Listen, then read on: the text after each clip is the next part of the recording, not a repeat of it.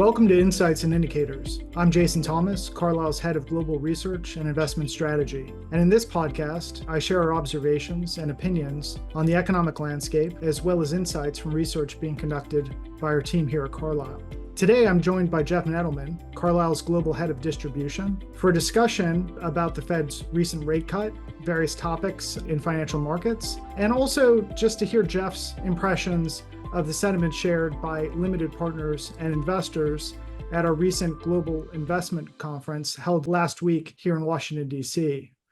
This episode was recorded on September 23rd, 2024, and the discussion reflects composite portfolio data and analysis of recent government reports that are accurate as of that date. Before turning to Jeff, I just wanted to make some observations about last week. So first, I wanted to speak a bit about the recent Fed decision. Interest rates were too high when the Fed met last Wednesday. They're still too high today. More rate cuts are coming. The debate among FOMC members in the lead up to the meeting was about how best to sequence this series of rate cuts. And they could not reach agreement in the weeks leading up to the meeting. This is very unusual. Typically, a consensus is formed among the FOMC 7 or 14 days before a meeting. So the meeting itself is just a formality. This was actually a live meeting for the first time in over a decade.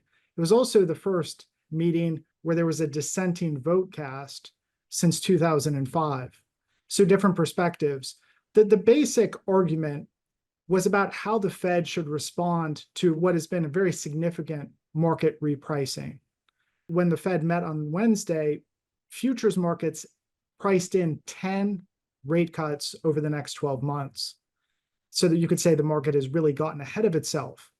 So the question is, should the Fed push back on this by only cutting 25 basis points, forcing the market in some ways to recalibrate their expectations, or to effectively lean in by delivering a 50 basis point cut? And of course, those who wanted to lean in won out.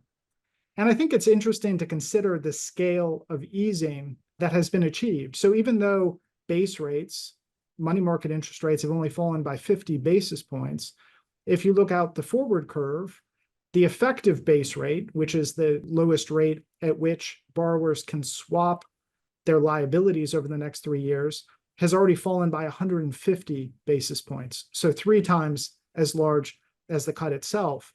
In addition, when accounting for the narrowing of credit spreads, the effective interest rate today paid by single B borrowers has declined by 300 basis points. So 6 times as large as the actual rate cut delivered thus far.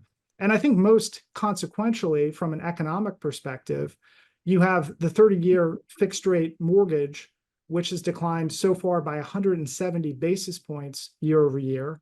And as the spread between mortgages and treasuries normalizes over the next few weeks, you could have mortgage interest rates in October of 2024 that are about 225 basis points below where they were in October of 2023.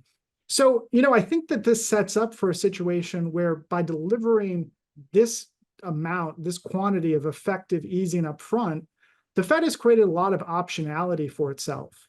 I think it's certainly going to follow through with rate cuts in November and December, but thereafter in Q1, there's going to be an opportunity to reassess the situation. How have some of those interest-sensitive sectors like housing responded to all this effective easing? To what extent has output, employment, and of course prices, rebounded in ways that actually make some of those rate cuts priced into 2025 unnecessary? So again, I think it was an interesting decision, and I think it is a way to look at this is that this is a front-loaded easing, again, that creates much more optionality than would have existed had the Fed just sort of followed a formula of perhaps 25 basis point cuts each meeting or each quarter, as some other analysts had suggested.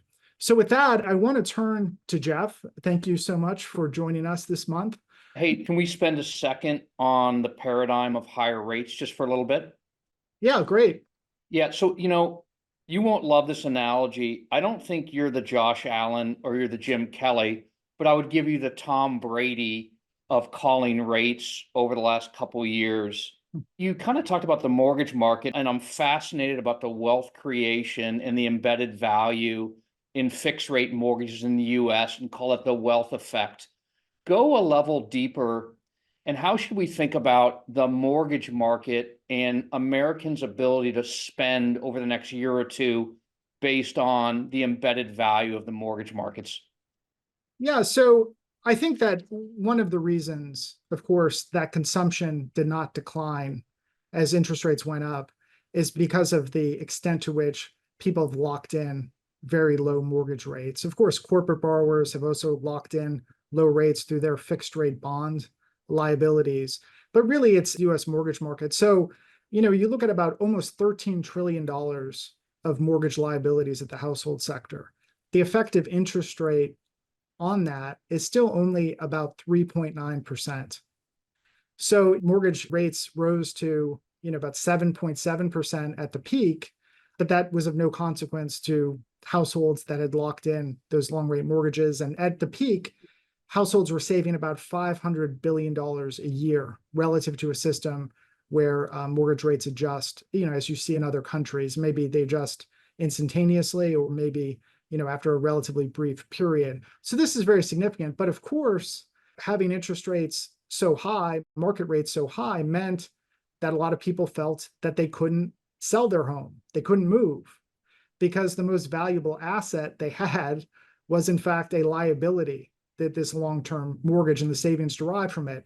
The issue with the mortgage market, there's an asymmetry. You can always prepay without penalty. So when rates fall, people refinance, they get those savings. But of course, they're under no obligation to get out of the mortgage. However, when you do prepay, you always have to prepay at par. So a way to think of this, as rates went up, someone has a mortgage against their house, they would have to pay 100 or, an average like 300,000, but the market value of the mortgage was only 73 or, maybe 220,000. So that increment is essentially the lost wealth if they sold the home, moved somewhere else. And of course, people were not inclined to suffer those kinds of losses. Now that you have mortgage interest rates, last week it was 6.1%. Again, some normalization in spreads relative to treasuries suggests it could be 5.5, 5.75% next month. Now you get the sense that there could really be a big upturn in transactions. People now, it's close enough to their effective interest rate that they're willing to sell. Buyers on the sidelines now are, this has reached an affordability threshold. They're willing to buy. And if you start to see those transactions pick up, of course, you would also expect to see a pickup in construction activity. Of course, it's cheaper to buy cars. It's going to be cheaper to finance inventories. There's lots of interest-sensitive sectors. But I think when looking at the effect of this policy change, it's really the housing markets where we should pay the most attention. And again, it's a source of not just incremental growth, but perhaps some incremental price pressures as we go into 2025. Jason, I'm always amazed at the robustness of the US consumer to spend, to lever. But let me ask you, this is tangential, maybe adjacent, and you would remember this because you know history. Jimmy Carter's presidency up to Ronald Reagan's presidency, you had risk-free rates at 20%. Literally, you had a 20% risk-free rate. And then roughly we've had 40 years of declining interest rates. So most of the people running companies, investing in the financial markets, honestly have never lived with higher rates for longer. This is not going to be like an existential discussion, but do you think that people even can process a higher paradigm for longer? Because you say the end of the beginning in your paper, but do you think people are prepared to live in even a 3.5%, 4% base rate, yield curve that goes out in the future, or should that not even be a worry? Well, there's a lot to unpack there, as they say. So let me just, first off, I think what is interesting to note is that the extent to which companies have been able to weather this storm. So the credit performance of leveraged corporates has been very strong. There are pockets, of course, you could say it's software, some medical technology, IT services, digital applications, where the purchase price in 2021 was very high. And so even companies that only have 30, 40% debt in their capital structure, the debt to EBITDA is so high that, there are still some issues there. And we'll see how that sorts itself out in the coming years. But on average, companies have managed through this very well.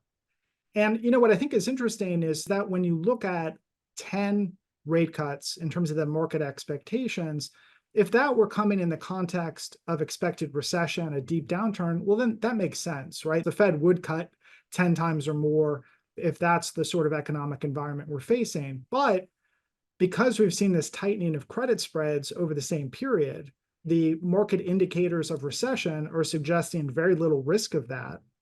So then you wonder, well, why is it that the market is pricing such aggressive easing when credit investors are suggesting the future looks pretty bright? And that's what comes back. And the equity markets are suggesting Exactly. the world's a good place too, right? Exactly. Valuations, when you look at bottoms up forecasts in terms of earnings, all these market data are suggesting, again, a bright future.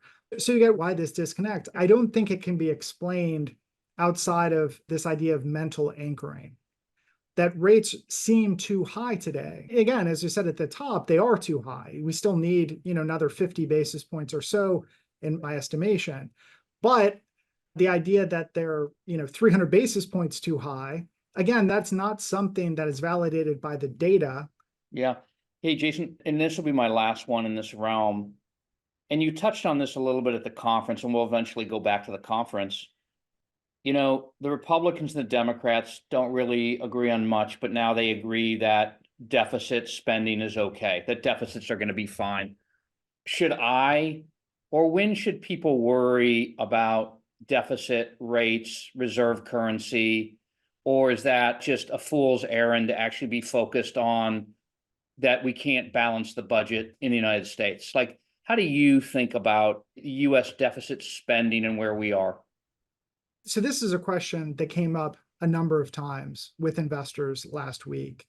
And I think what's so interesting about this discussion is that it feels almost binary. In some sense, it's everything's fine, there's nothing to see here, or there's going to be some massive blow up.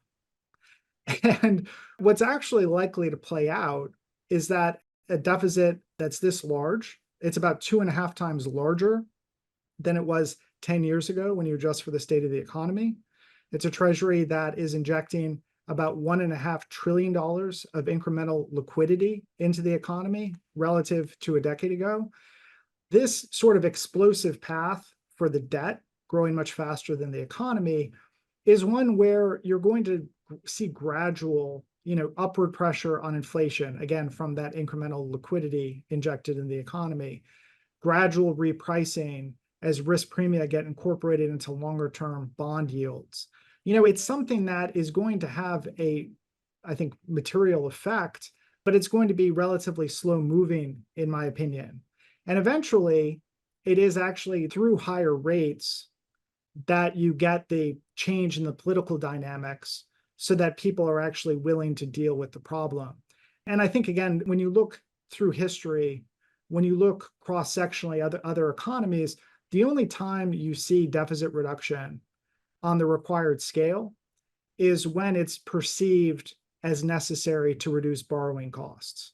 In the early 90s, of course, President Clinton sold his deficit reduction package as a way to bring long-term US interest rates below 7%. So, again, this is the sweetener. Tax increases are painful. Yeah. Spending cuts are painful. Nobody wants to enact those. But if you have a sweetener in the form of, well, you're going to be able to afford that home because mortgage interest rates are falling.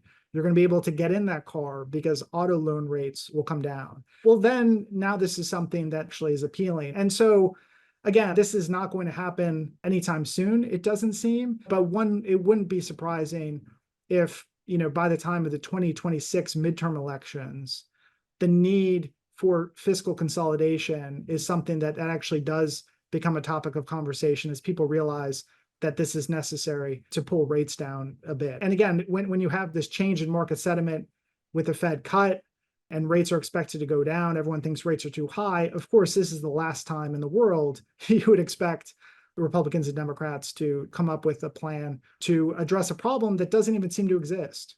Yeah. Hey, to come back a little bit where you asked, I want to say thank you to the over 400 LPs, our partners who spent a couple of days with us in Washington, D.C., a huge amount of their time and their effort.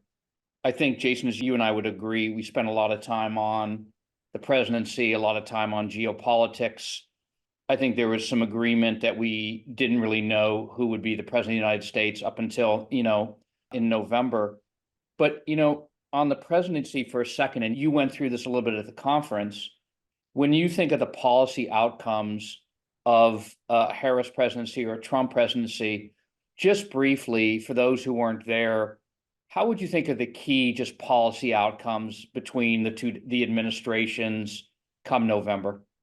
Well, as I said at the conference, I think first and foremost, it's important for people to recognize the degree of consensus that has emerged in Washington on some key issues. Fareed Zakaria was at the conference, and he said something to the effect of, you may not like Trump, but you do have to appreciate the extent to which some of his narratives have really taken hold in DC.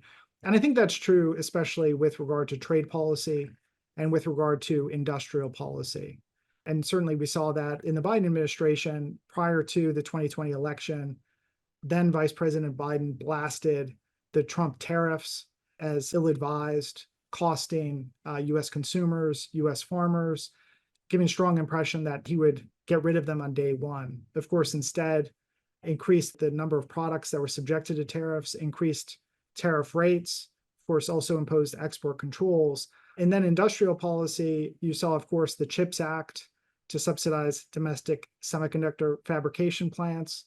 And then, of course, the Inflation Reduction Act. While that was focused on green industry, renewable energy, which, of course, is not something President Trump would have supported or proposed, it had many provisions just to catalyze reindustrialization in much this, and also some protectionist policies that are, again, very much in line with President Trump's broader narratives. So again, I think it's important to recognize that we're in a new era where these parties seem so polarized on so many issues that there is more commonality than perhaps we suppose. I think that the biggest difference, of course, is going to be in terms of where the revenue is going to come from in the event that revenue needs to be raised. I think that the Democratic Party in the past had a significant political vulnerability in terms of a willingness to raise taxes on a broad basis. So over the years, of course, they've essentially eschewed those sorts of policies. And so it's very focused on what you could say is the top 0.5% of the income distribution. Proposals to increase capital gains rates, corporate income tax rates, and then also potentially have a mark-to-market function where assets are revalued and any change is then subject. Hey, on that one, I'll stay in. I can't wait to see the proposal on mark-to-market taxation. So I'll be very curious to see how that will work in practice. And clearly, the market does not believe any of this is going to happen, right? If you deduct the increased corporate income tax, and then you deduct the amount of earnings that are available for shareholders because of those tax increases, the market would be down 20 to 25% if it assigned high probability to these policies coming into effect. So again, this is mostly something that is just out there to say how you could hypothetically address the deficit if you were forced to. But I don't think it's going to be pushed very, very hard. I get it. Hey, along the same lines, when you think of the current FTC stance, and you've done good work on PE exits, and you've been talking about PE exits this week, do you think there's a distinction between the administrations on what the world for PE exits, FTC, again, lazily, you'd think easier Republican than Democrats, although some of this stuff is compressed so much with the parties. Do you see a real distinction on, call it exits, liquidity, FTC oversight, depending on who's in charge? I think it's going to be more marginal than many people suppose. So I would say a Republican administration, somewhat better environment in terms of slightly less scrutiny. But this is an area, again, where you see changed attitudes and more consensus. I think the simplest way to think about economic policy is that for 40 years, both parties generally oriented economic policy around the subject of the consumer. So trade policy, regulatory policy, competition policy, all really aimed driving prices down. Now it seems that there is no longer, in the case of competition policy, the need to have demonstration of explicit consumer harm. You can now, just apply antitrust laws if you think a practice is anti-competitive, again, without demonstration of consumer harm, or if it just results in companies that look too large or have too large market share. So I think, again, this is something where at the margin, you will see a difference, but it's perhaps not as great as we would think using, your schema from 10, 15 years ago. Yeah. Hey, my last crystal ball question on this. It seems popular to be critical of all things China right now, right? That's just a popular notion. Do you think there's a window for difference on China policy, economic policy, tariffs, or you think that collapses together, like you just said, on some of the other things? Yeah, I do think there's a big difference. So if you say that the potential Harris administration would be more inclined to raise revenue, again, on this, you could say top 0.5%, of course, the Trump administration is going to seek to raise potentially a very significant amount of revenue through tariffs. I think tariffs are extremely likely, and additional tariffs in a new Trump administration. Obviously, he likes tariffs personally. He has a very broad unilateral authority to impose tariffs. The issue with regard to China is that when you subject imports from China to much higher tariffs, the question is there a method to this madness? Is he just putting in tariffs for the sake of tariffs, or is it tariffs as a bargaining chip? And I think this is true when you look at tariffs more broadly. The former USTR, Robert Lighthizer, has suggested that the tariffs, imposition of tariffs, would be used as a bargaining chip to essentially have a second Plaza Accord, to have a coordinated intervention from central banks to reduce the foreign exchange value of the dollar. Now, these may be good ideas, may be bad ideas, but again, there's a method to the madness. That is using tariffs as a tool to get that desired outcome. And that's, I think, the big question with regard to China. Is this going to be just an effort to, substantially complicate supply chains, intermediate good imports, just global production networks, or is it going to be a way to reach some sort of bilateral agreement? And I think that's very much an open question I wish I had the answer to. Hey, so again, let's head back to Washington, D.C. of last week. You and I sat through some interesting presentations on AI, and, maybe in a couple of years, my avatar and your avatar will do this call together. But when you think about, you and I lived through the technology revolution of 1999 and the backbone of the internet and what came out of that. And when you think of analogs of 1999 and lessons learned versus the AI revolution today, what rings similar to you and what rings entirely different? Well, I think the most obvious similarity is the equity market response. And this is, you've seen graphs that compare the price performance of NVIDIA over the past couple of years to Cisco. And the commonality there is not just obvious in the way the graphs look, it's that in both cases, there was this recognition that there was a very key piece of hardware that was serving as a bottleneck to the future. And so in both cases, you had, extraordinarily strong sales and earnings growth that was, extrapolated far into the future, in just a sense that I'm not really sure how to play this technological revolution, but I know for sure that the product produced by this company is going to have a huge role in it. So again, I think very similar in the way that people have responded initially. Secondly, I would say that you do see a distinction in that much of the spending that's occurring this time around is actually equity financed. It's through the very large cash piles of these hyperscalers, mega cap technology companies that have almost insatiable demand for data centers necessary to train these foundational models. In the past, of course, the internet, telecommunication, mobile telephony, a lot of that was debt financed. And as a result, when that went bust, when the capacity came online too soon, too fast, you had default rates that approached 20%.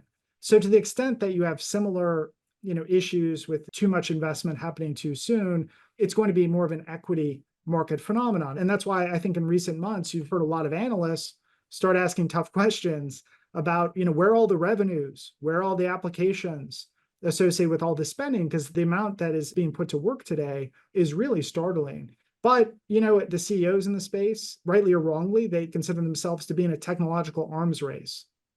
The Yeah. first mover here, advantage is really critical, and they're convinced that the risk of underinvestment far outweighs the risk of overinvestment. So we'll see, but I think that similar, need to scale now is something that we saw very obviously in the late 90s when you think about CLECs, or you think about, again, mobile telephony. It's like we need to build our network first as the only way to actually compete over the long term.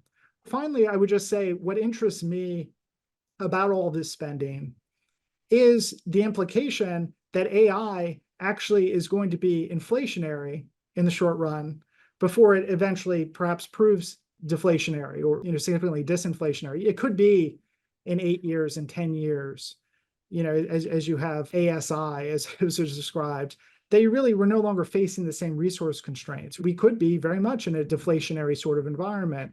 But there is this interim step between now and then where so much societal resources and also just construction employment, when you look at the data centers, is being consumed to build this future. So I think people are very focused on long run disinflationary trends. Again, could take hold for sure. I'm not disputing that. But again, I'm suggesting over the next few years, it could be quite the opposite effect as you see all this investment, construction activity, and all of the real resource. Yeah. Hey, and Jason, we didn't go down this path. We could do a whole nother episode on second order effects on energy demand. But it was curious last week that, Constellation Energy announced that they were going to have an offtake agreement with Microsoft to relight nuclear in the United States, which I think was 3 Mile Island, if I have that correct. And it was kind of a nonchalant, news spot that didn't get a lot of hype. But it is odd that we're talking about, nuclear power now relative to your point of what this is going to take. And I didn't even, is this going to be deflationary or inflationary? And as you said, possibly inflationary first, deflationary. But I guess we can end here. When you think about the second order implications of energy on what you just talked about, spend a second on that. Yeah, I think it's been fascinating over the past few years as several very large companies like Microsoft have hired directors or head of nuclear engineering. Why were they doing that? Well, of course, they recognized that the power demands, just the computational, the energy intensity of these AI processes is such that they really had to start planning out how they were actually going to power these facilities and processes. So this is something that could have been anticipated years ago, again, as they were sort of going through this planning. But I think when you look at what's expected in the future, it's been estimated by some that the data center capacity that's being added today could consume more electricity by the end of the decade than several small economies. So we've just been through this period where we recognize the need for energy transition, the need to spend trillions of dollars to essentially redesign energy systems, re-engineer industries and industrial processes for a net zero future. But that has not accounted for the fact that it's not just replacing existing energy sources, it's now a need to dramatically increase the amount of overall primary energy produced and the energy that can be consumed on the electric grid. So I think it's the interaction of the spending on AI with, again, just the energy transition that has really, really complicated things. And I think, again, been a huge spur to substantially more investment and, potentially inflationary pressure over the next few years. Yeah. Hey, Jason, with that, I think we hit on almost the key themes from the conference. So it's always good to see your face, and I appreciate having the conversation with you. Yeah, Jeff, well, thanks so much for joining me this month. It was perfect timing after our investor conference, and I certainly hope everyone in attendance enjoyed it as much as it sounds like we did. But on behalf of the team here at Carlyle, thank you for listening, and I hope you'll join us again for our next episode of Insights and Indicators.